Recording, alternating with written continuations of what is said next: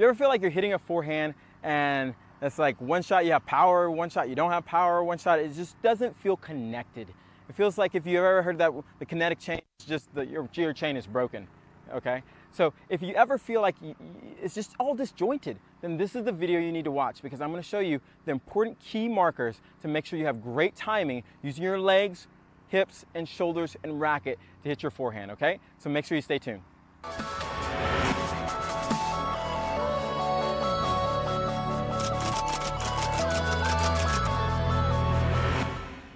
Okay, here we go. So in this video, like I said, we're going to talk about how to have good timing with your legs, hips, shoulder, and racket. There's so much talk about the kinetic chain and how it all fits together. And I feel like I have an easier way of just putting it all together so it makes perfect sense. Now, again, the reason why this video is important is because the more you can have the sequence of going up from the legs to the hips, the shoulders, and the racket, the cleaner that sequence is for your stroke, especially your forehand, the better and more consistent your forehand's going to be. So if you find your forehand kind of breaking down, or you're feeling like you have to muscle sometimes and it doesn't feel nice and smooth, this is why. You're not utilizing the ground force to the hips, to the shoulders, to the arm, and making sure the timing's correct. A big mistake I see a lot of players do is that they're so caught up in the racket head speed, and we start swinging faster with our arm, and it actually creates less racket head speed and less power for the ball. Because what I think of it, it's like cracking a whip. You have this one little motion at the end of the whip, and once you crack it, it sends a wave to the end of the whip, which cracks, poof, okay?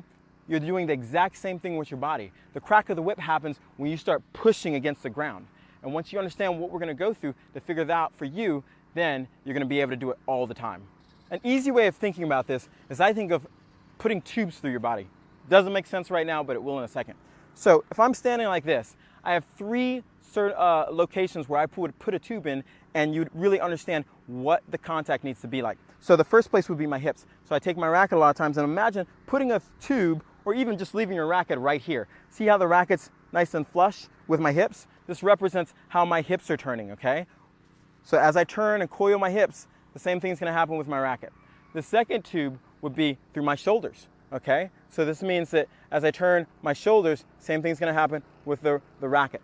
The third one would be the racket, okay? And what we wanna do is have alignment with all three in the direction we're hitting the ball at contact. So a lot of times as we're loading to hit the forehand, players try to muscle the ball, or what they do is they try to swing faster. And so what they do is they speed up their shoulders before they even make contact. So what do you see?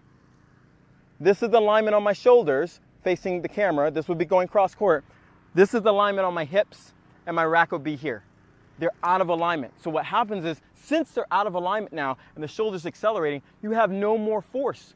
The force for if I was using my hips would have been for hitting down the line here. But right now, my shoulders, if you can see that too, boom, and the racket are ahead of my hips. So this is a break in the chain, and we don't want that. The correct way would be if I'm hitting cross court, then when I hit and I turn, boom, I have this action here. Look where the racket is, look where the shoulder position is, and look where the hips are. They're lined up, allowing me to drive and pull and drive that racket out in the same direction. There's alignment. The sequence happened, okay? Even though I know we're talking about the wave up, I'm gonna push, and this wave is gonna come up, it's gonna bring my hips, which is gonna bring my racket, and boom, okay? You have alignment. It's really important. So, to show you exactly how it looks when you have alignment, if I'm hitting a forehand cross court, I'm gonna, I have to do a couple things to make sure I have alignment. I have to make sure my feet are set up that allow, I have to make sure my feet, ball machine's off, or not. I have to make sure my feet are set up to allow me to get my hips rotating in that direction. And you can do that by using different stances. If you use the incorrect stance, what it's gonna do, it's gonna lock down your hip, which breaks the chain again. So an incorrect stance, I think, if you're hitting cross court, is going close. I'm stepping across my body here, and by doing that, when I try to rotate, boom, my hips are locked out. I can stretch forward with my shoulder and my racket, but I'm not gonna have a lot of power.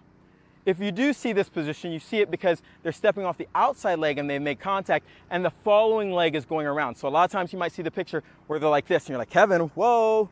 Well, what's happening is they're actually making contact, turning, boom, and as they're running through, boom. the actual contact was made with alignment, and since they're running, the left foot had to travel alongside it to keep the momentum going. So back to if we're hitting cross court and we want to have the correct stance, we have two options. We can go semi-open, or I'm going to step out with my outside leg and go here, so I'm slightly open. And what this allows my hip to do is turn in the direction I'm hitting the ball. We can go where I can do a full open here, and still I can turn.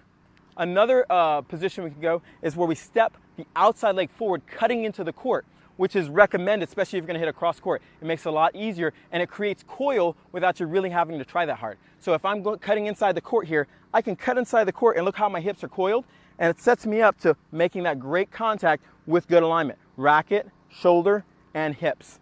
So in review, the key to making sure that you have great timing is to make sure you have alignment between your hips, your shoulder, and your racket.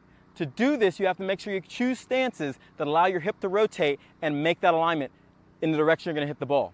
A bad stance to do this, especially if you're running out wide, is any stance that's going to lock your hips out, preventing your hips to rotate. Once you do that, you're going to be arming the ball. Now, I will say, sometimes your opponent might put you in a position where they get you off balance and you don't have the ability to get great timing. You're just getting the ball back. That's not what I'm talking about. It's when you do have the ability to get to the ball and set up, then we want to make sure we have the best timing so we have the best result on our forehand. So, what it looks like if I'm going out, oh, I got moved back. Even when I got moved back, see how I set up my hips to have that alignment. Boom, I'm moving back. I'm going open there. I'll cut inside the court. Okay, all of it is setting my hips up to make sure they can turn. If I'm going down a line, see how my hip position changes a little bit. So make sure you have this alignment. I hope you enjoyed this video, got something out of it. Leave a comment and a like below if you did, and make sure you subscribe to my channel so you can get more great free videos to help you with your tennis game.